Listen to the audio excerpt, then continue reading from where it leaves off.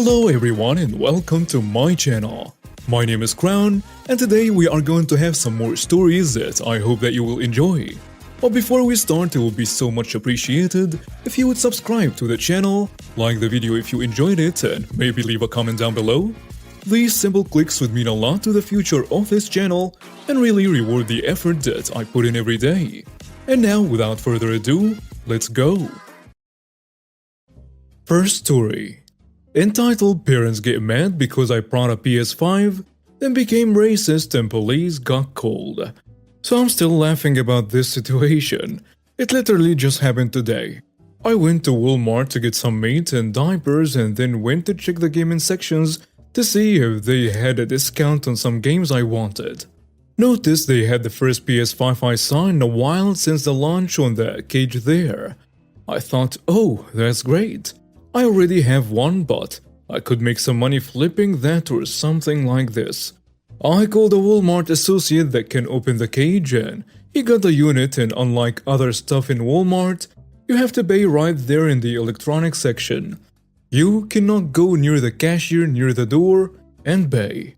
$549 paid.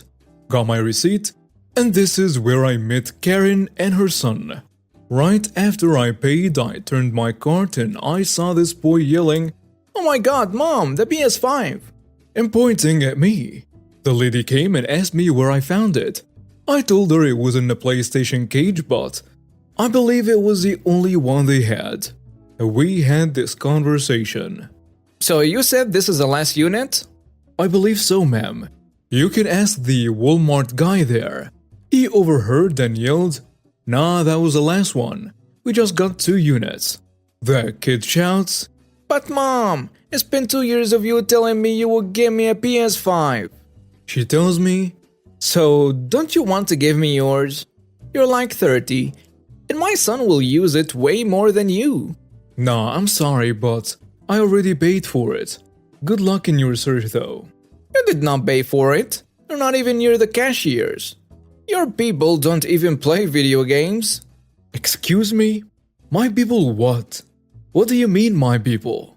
Mexicans. I know you guys. Your accent is horrible, by the way. At this moment, I thought I should pull my phone because I knew where this was going. I've seen it on the internet many times, but I never expected that would happen in a small town in New Hampshire. I tell her, first of all, I am not Mexican. Secondly, we're done here. I paid for the unit and it's mine.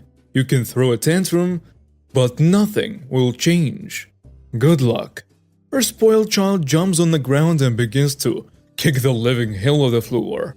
You're a piece of trash. My son needs this and I'm taking it. You're not even from here, send N-word. Wow, this is new. Never heard that before, by the way. The dude from Walmart that helped me get the console from the cage is black. I think he thought she called him the N-word for some reason. And he started yelling at her like, "Karen, get the hell out of here." Karen puts her hand on my PS5 and I instantly push her away. She started to yell that I assaulted her and people called the police.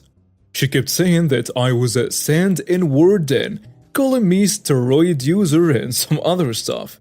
I just moved away and waited for the cops to arrive. The cop who got there was Hispanic.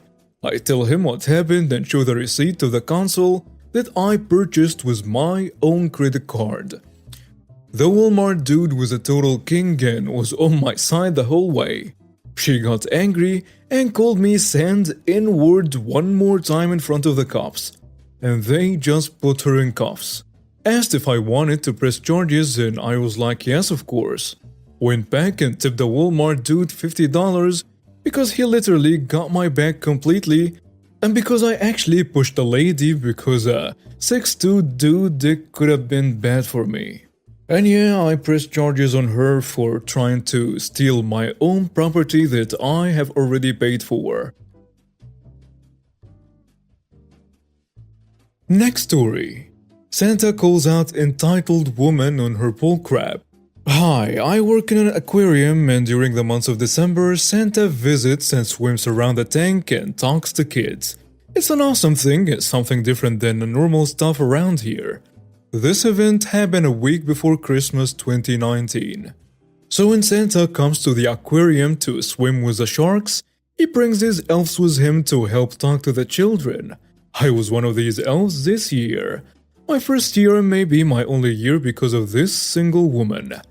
So we were doing our normal thing and I was on mic talking to kids and translating a child talk for Santa to hear. Keep in mind he's in a tank, and we use special microphones and earpieces so everyone can communicate and it's projected in a room. In between children, my manager comes up and explains that there is a young boy, he's mute and just wants a picture. I'm like, yeah, sure, anything. I was honestly just happy to be there. I'm making $1 more than my normal pay. So we get to the young boy. He's like 9 and just stared as I directed him and his mom to Scuba Santa.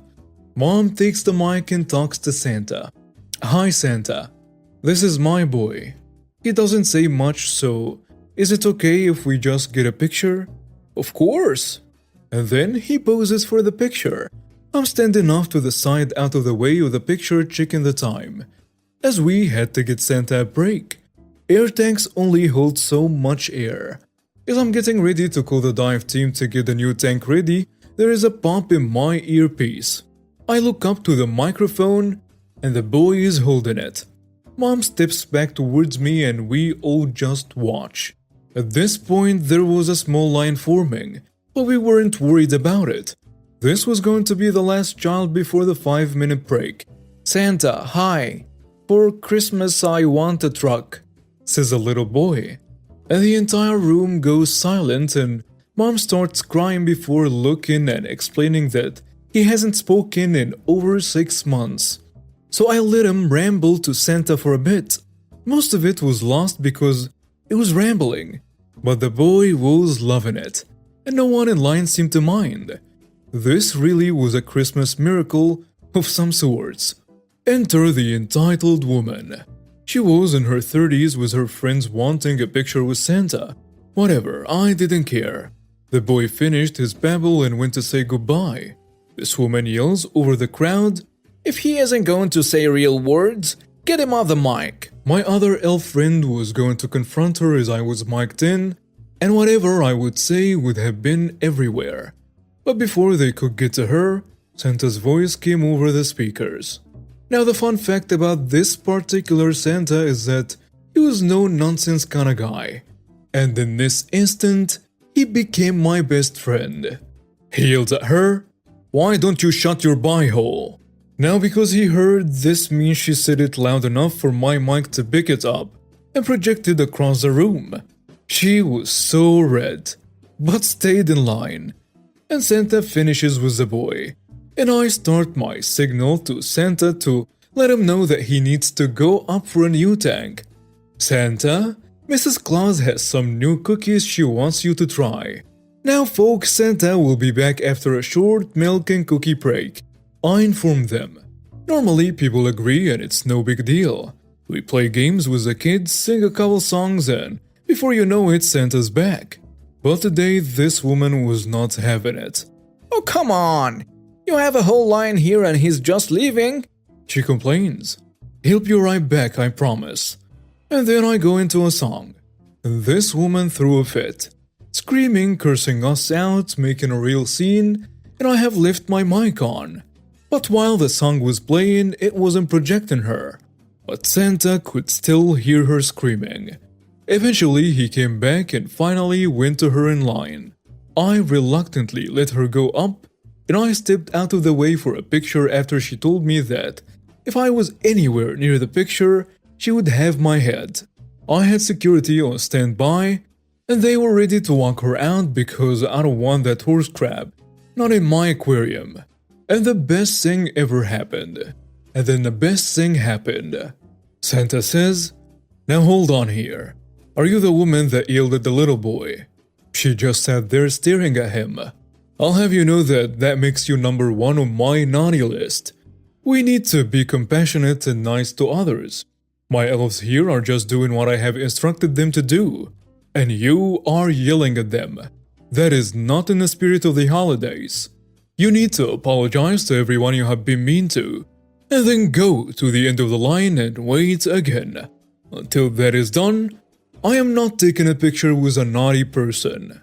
I was hyped. The woman was a witch. She ended up storming away screaming for a manager. I believe she found one, but was escorted out with no picture. The boy got to meet Santa out of the tank and got a super special picture with him and all his elves. He's a regular at the aquarium and likes to show us new words he's learned. It's amazing. And that diver is my favorite dude forever and always. Next story. I help a local screen printing shop earn the reputation it deserves. Story happened a few years ago in 2015. The setup. I was a screen printer. I accepted a new job at a different shop for $13 an hour, slightly better wage than my old job. And the place was much nicer. Let's just call it Waldron Sports Center / Apparel. They operate out of a large space in a local mall, featuring a sports / joke apparel shop, multi-purpose gym, and a single automatic press in the back where they printed their stuff. Two brother, let's call them Jake and Jarrett, own the company. Jake does most of the on-site management as Jarrett's more busy with the other carers. They are running a squeaky clean M&R diamond bag press, and the shop's super well organized. It is very climate control. Whereas my previous place was just a plain warehouse with no heat / AC whatsoever that would often surpass 100 degrees. Schedule is perfect, and paychecks are directly deposited every Friday too. Another huge plus. Obviously, I'm excited. First 2 weeks were fantastic.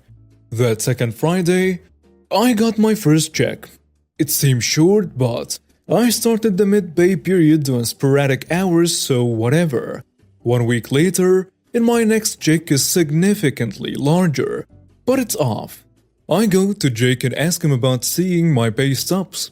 He tells me that all of that is handled through an outside company, but Jared should have gotten my login information by then. He'll be back on Monday.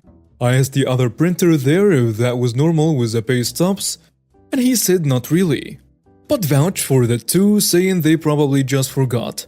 First thing Monday, I go to Jared and ask about the pay stubs, who tells me that's actually Jake's responsibility to make sure I get the information I need. Okay, what the hell? So I go back to him and ask him about it, and he says that he will call the company and get my login information as soon as possible. Suspicious, but not having much other option, as I was already almost a month removed from my old job, I go to work. A little while later he comes in and gives me the login information. We finish the job and take a quick break.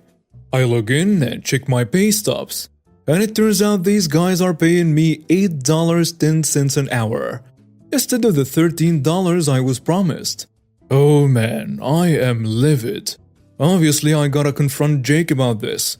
Never been through this before, but I'm pretty sure I know what's going on here. I quickly Google conversation recording law, seeing Ohio is a one-party consent state, meaning if I'm part of a conversation I record, it is both legal and admissible in court. So I set my phone to do just that. Put it in my pocket and go confront the dude. Hey, so I checked my pay stubs and you're only paying me $8 an hour. Would you like to tell me what's going on here? He looks kinda dumbfounded, shakes his head and says, it's supposed to be $13 an hour. Well, you've been paying me $8.10, and you owe me over $400. Well, that's not supposed to happen. I will call them and see what's up. So I go back to the shop, stop the recording, and start setting up the next job to pass the time. I am holding out hope that this is all just a misunderstanding, but I'm pretty sure it's not. Regardless, I gotta at least play ball while I flow through. Jake comes in and says we'll have your money fixed on your next paycheck. I ask who's back pay, and he says yes, it'll be on the check. So I begrudgingly wait for next week. I woke up Friday morning and checked my bank account, and much to my not surprise at this point, another minimum wage check and another few $100 they owe me. So I decided to stay home that day. I get a text 15 minutes after the time I'm supposed to be there. "Hey, this is Jake, what's going on?" "Well, you just sent me another minimum wage check. You owe me $700. I am not coming in until you pay me the money that you owe me." "Well, I was going to write a check for the difference, but I accept your no call, no show. Thanks." "That's not how this works, dude. You still owe me $700, and now I have this text from you admitting it. No more responses." So I do as any millennial would, and leave a negative review on their page and start commenting on every single post they have, which gets deleted immediately. I get a text from Jake saying that, "You will be hearing from my lawyer. Is your mother's address still correct?" I never told him any personal details about family or living situations, and this jerk was to assume while literally stealing what would be rent money. Cool, call them. They better have my check ready. The revenge. I had the dude cold. I basically have a concrete admission of guilt from text and audio evidence, and now I just gotta figure out what to do. I send a message to a troubleshooter reporter who made his career exposing these exact kind of scams, and he tells me that without signing an employment contract, I'm pretty well screwed, and that maybe I can try small claims court, but that probably will not work out, and he apologized for being unable to help. I look both Jared and Jake up in the local court of clerk websites just out of curiosity, and turns out Jake's been sued multiple times for this exact thing, and he lost twice. And then it hits me. I'm in a band and have paid Facebook to promote posts advertising my concerts before. It's cheap and it generally gets some results, at the time at least. I created a Craigslist post detailing this exact story, and I included links to this and the company's court records as a centerpiece. I make a page on Facebook called Former Employee and make one single post.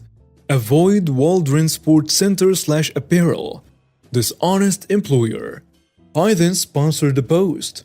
I put in $15 over the course of 10 days for ads, and I targeted them directly to people who liked their page, any of our local sports team, screen printing, or the mall itself who lived specifically within a few miles of their shop.